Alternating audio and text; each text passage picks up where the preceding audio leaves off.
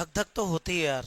Tenth का तो ठीक है, तुम्हारा तो टेंथ का आने वाला है, सीए फाइनल का रिजल्ट का इतना ट्रॉमा होता है कि मुझे अभी भी, मेरे को बने को 2-3 अटेम्प्ट पहले बना था सीए में, तो अभी तक भी, अभी पिछली बार रिजल्ट आ रहा था मेरी धक धक होने लग गई, मेरा बीपी लो हो गया।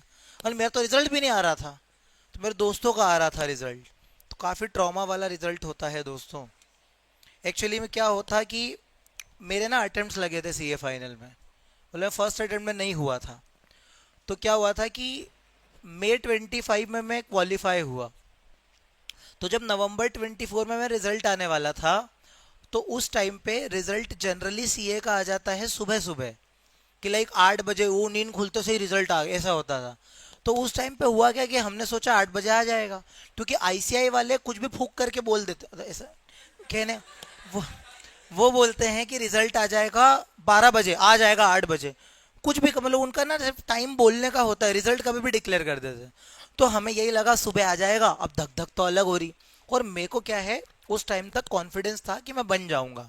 तो क्या होता है कि जिंदगी में ज़्यादा चीज़ें प्लान नहीं करनी चाहिए, क्योंकि अगर नवंबर 24 में मैं सीए बन जाता तो अभी मैं टीचिंग नहीं कर रहा होता, अभी मैं कहीं पे कॉर्पोरेट जॉब कर रहा होता, यहाँ टीचिंग में नहीं आता मैं। मतलब ऐसा था कि मैं पहले 3 साल से टीचिंग कर रहा हूँ, 2023 से 22 एंडिंग से मैं टीचिंग कर रहा हूँ, ऐसा नहीं है।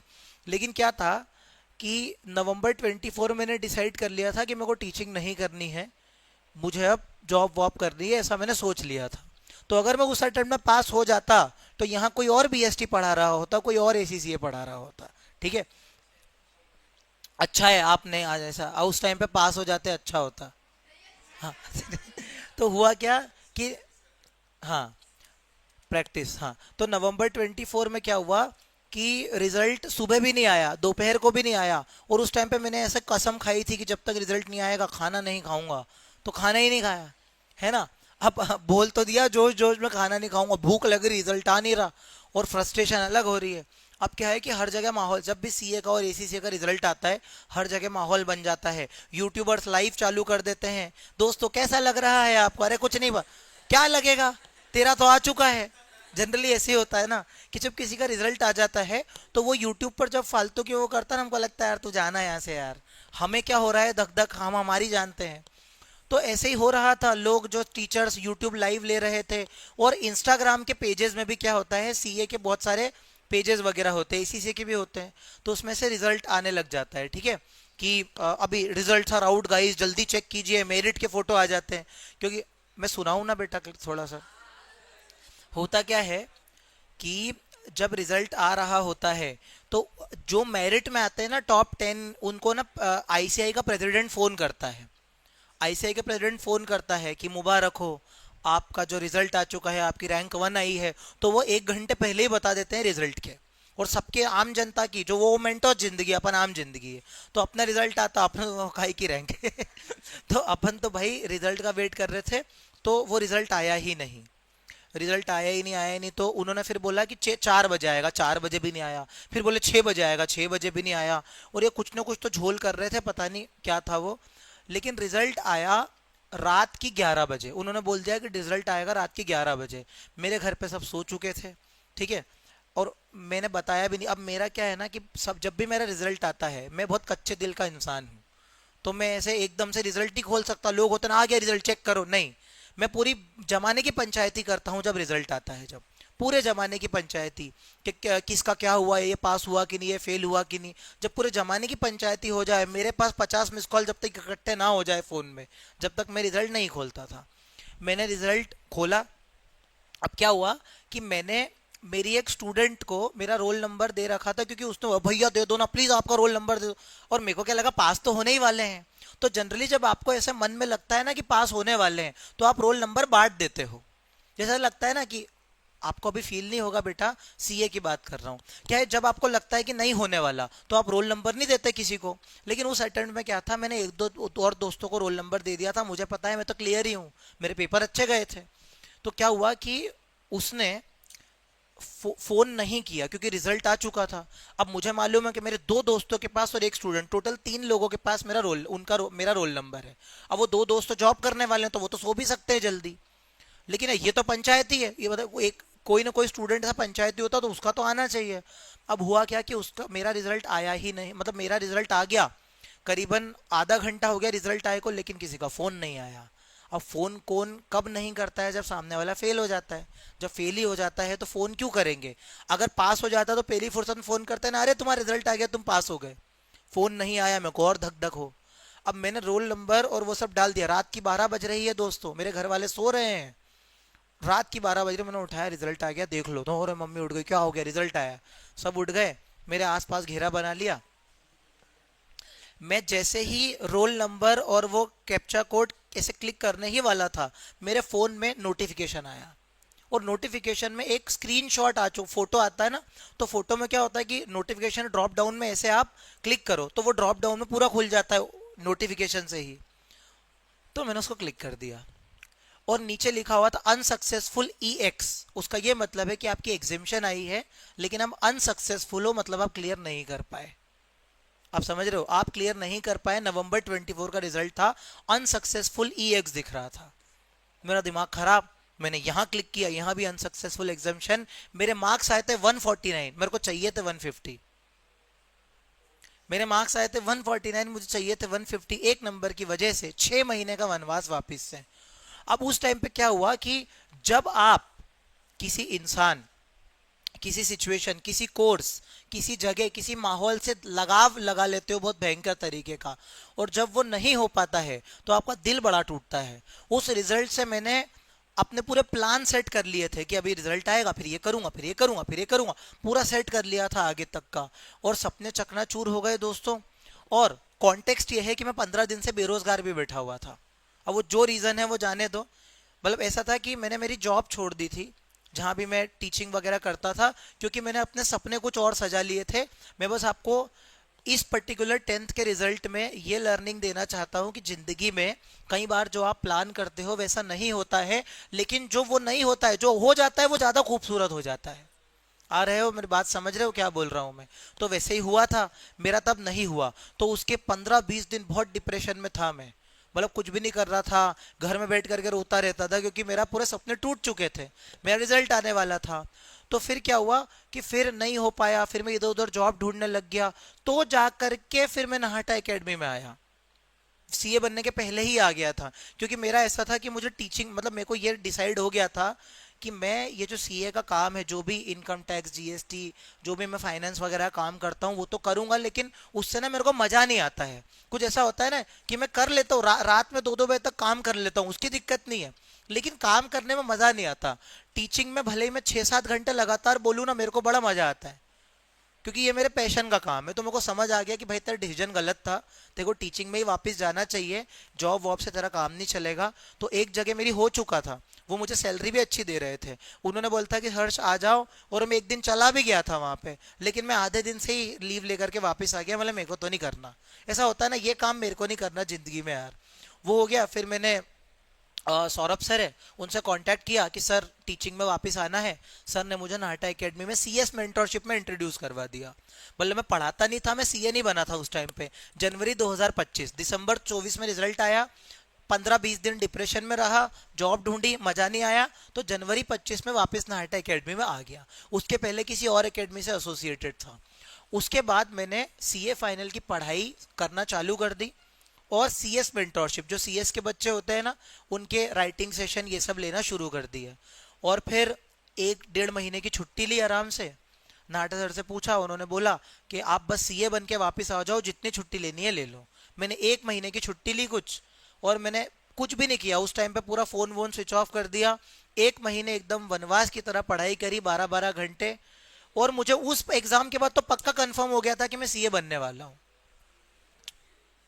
फिर तो पक्का हो गया था कि अब तो बनने ही वाला हूं, क्योंकि मेरे 2 ही पेपर बचे थे। 56% बस। कोई बात नहीं, कोई बात नहीं। अब स्टोरी सुना ही रहा हूं तो पूरी सुन लो। हुआ क्या था, हुआ क्या था कि उस टाइम पे सीए में ऐसा होता है कि अगर किसी पेपर में आपके 60 से ऊपर नंबर आ जाते हैं तो वो पेपर आपको अगले अटेम्प्ट में दोबारा नहीं देना पड़ता। तो मेरा एक पेपर था एडवांस फाइनेंशियल मैनेजमेंट, जो 60 से ऊपर आ गए थे नवंबर 24 में, तो मुझे दोबारा नहीं देना था। मुझे दो ही पेपर देने थे, एफआर और एएफएम। तो फाइनली फिर 6 जुलाई का वो सुनहरा दिन था, 6 जुलाई 2025, जहां पर संडे को रिजल्ट आया था। और उस दिन मेरे एक रिश्तेदार भी आ गए थे। अब क्या है कि जनरली आप वो फीलिंग समझते हो बेटा, कि रिश्तेदार अच्छे बुरे वो फर्क नहीं पड़ता, लेकिन रिश्तेदार आ जाते हैं तो थोड़ा अनकंफर्टेबल लगता है ना।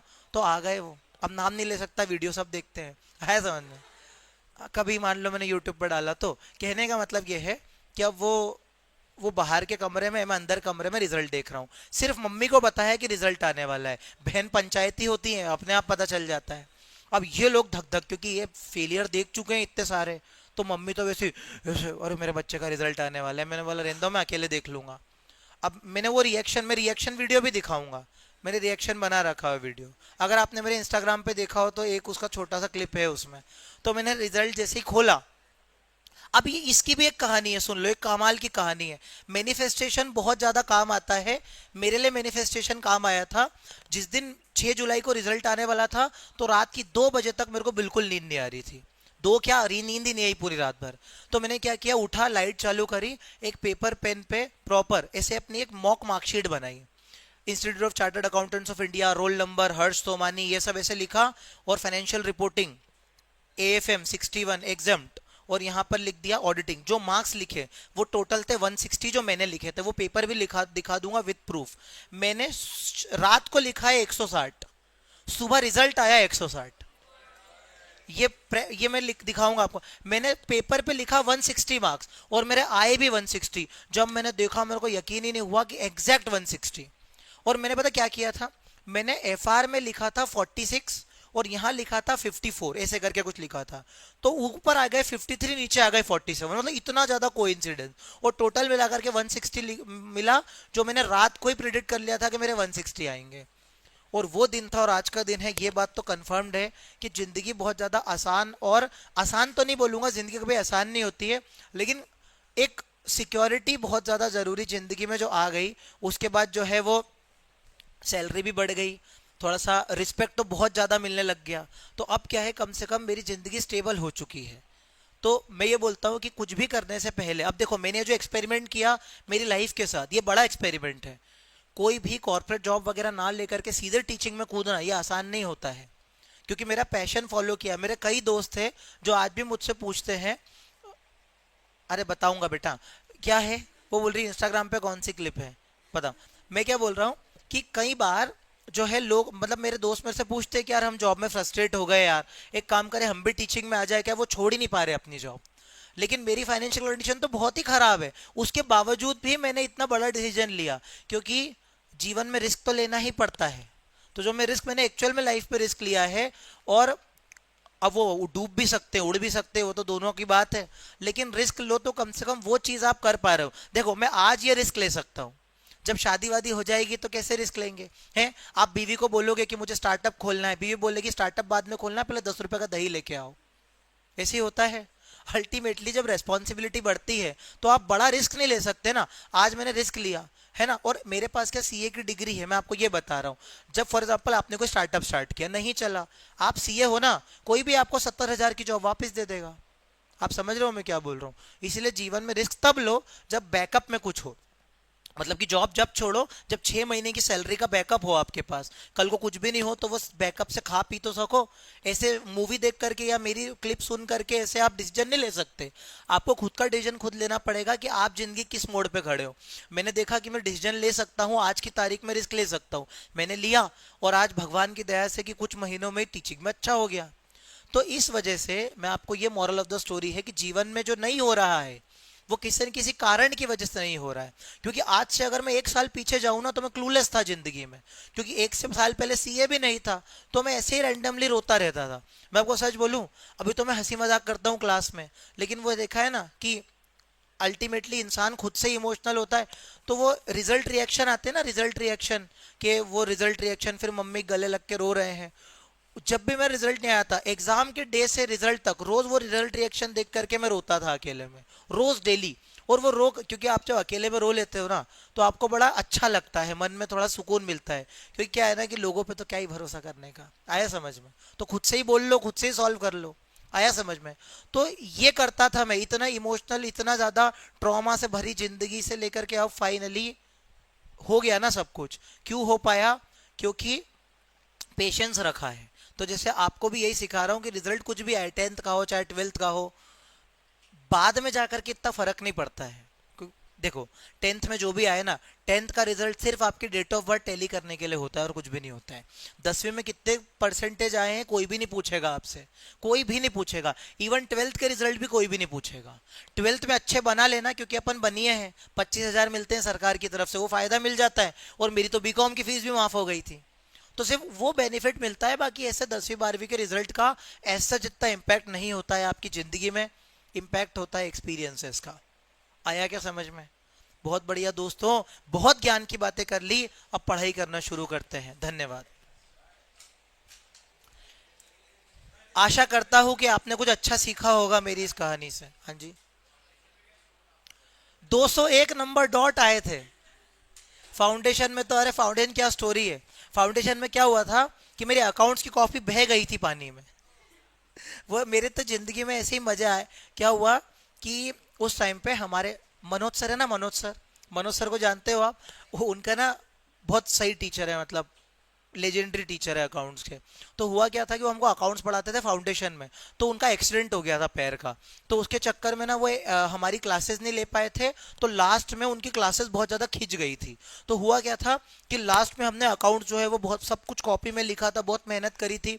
एग्जाम से हमको छुट्टी मिली थी 10 दिन की, है ना, और 10 दिन की छुट्टी मिली थी। और पता नहीं किस रीजन की वजह से, अब मुझे वो एग्जैक्ट याद नहीं है, पानी भरा हुआ था। मम्मी पता नहीं क्या कर रही थी, सामान उठा रही थी, मेरी अकाउंट्स की कॉपी ऊपर रखी थी, गिरी, ऐसी गिरी कि वो पानी में बह गई। वो स्याही जो है वो 2 पेज पे आगे पीछे छप गई। अब मेरी तो भाई 12 ही बज गई, क्योंकि मैं वैसे ही पैनिक करता हूँ। मैं बहुत ज्यादा ही कच्चे दिल का इंसान हूँ as far as exam is concern. मेरे को बहुत डर लगता है कि 2 बजे पेपर है तो 12 बजे आंसू आ तो क्या करूंगा, क्या, ऐसे हो जाता हूँ पर्सनली। तो अब 7 दिन के बाद एग्जाम है और अभी मेरी कॉपी बह चुकी है, तब भी मैंने हार नहीं मानी। मैं यही सिखाता हूँ जीवन में, गिव अप नहीं करने का। जब गिव अप नहीं करते ना तो हो जाती है चीजें। तो क्या हुआ कि मैंने सोचा भाड़ में जाए। अब क्या है ना, उस टाइम पे इतना व्हाट्सएप व्हाट्सएप नहीं था, मेरे पास मोबाइल ही नहीं था।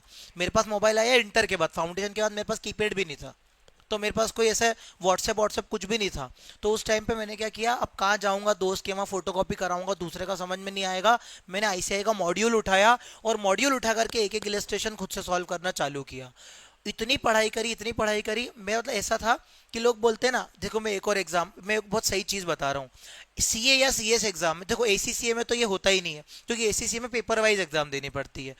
सीए एग्जाम में क्या होता है कि अगर आपका एक पेपर बिगड़ भी जाए ना, तो उस पेपर को फाड़ के फेंक दो और नेक्स्ट पेपर की तैयारी शुरू से स्टार्ट करो। अदरवाइज अगर आप पिछले पेपर का ट्रॉमा लेकर के आओगे ना, तो आप अगला पेपर बिगाड़ दोगे। और ये मैं स्टार्टिंग से करता हूँ, मेरा never never give up attitude ही होता है हमेशा।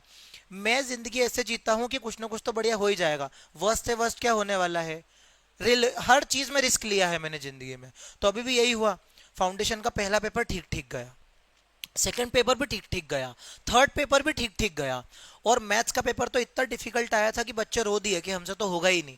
मेरा ही पेपर खराब गया था। मैंने सोचा भाई तेरे हाथ में है क्या, लास्ट पेपर इकोनॉमिक्स का है ना, इकोनॉमिक्स तेरे को पसंद भी है। मैं रात भर सोया ही नहीं, इतनी पढ़ाई करी, इतनी पढ़ाई करी कि इकोनॉमिक्स में 69 मार्क्स आ गए। ओवरऑल टोटल बना 201 नंबर। अगर मान लो 1 या 2 नंबर भी आगे पीछे आते तो फाउंडेशन क्लियर नहीं होता। तो फाउंडेशन ऐसे क्लियर किया मैंने, मतलब कि सिर्फ एक ही मार्क्स का आगे पीछे फासला था, 1-2 नंबर का। अगर वो भी फॉर एग्जांपल मैं आगे इकोनॉमिक्स में गिव अप कर देता कि मुझे तो नहीं होगा, या मैं अच्छी पढ़ाई नहीं करता, रात भर नहीं जागता, तो मेरा इकोनॉमिक्स में मान लो 65 भी आता तो मेरा तो फेल हो जाता ना रिजल्ट। तो इसीलिए है 67 होता तो भी नहीं हो पाता। तो मैं बहुत एवरेज टाइप ऑफ स्टूडेंट हूँ, लेकिन मैं जुझारू प्लेयर हूँ। वो एक होता है ना, जुझारू प्लेयर बोलते हैं जिसको, जो आखिरी तक गिव अप नहीं करता है। तो आपको भी यही लर्निंग लेनी है इस लेक्चर से कि आखिरी तक गिव अप मत करो। जिंदगी में कुछ ना कुछ तो बढ़िया होने ही वाला है। ठीक है, क्यों डरे, जिंदगी में क्या होगा, कुछ ना होगा तो तजुर्बा होगा। आया क्या समझ में? इसलिए बस, बाकी तो मैं ज्यादा बड़ा भी नहीं हूँ, ऐसा दादाजी नहीं हूँ। ठीक है, जित जितनी मेरी लाइफ की लर्निंग थी थोड़ी थोड़ी बता दी है, बाकी ज्ञान अपन आगे और देखेंगे। ओके।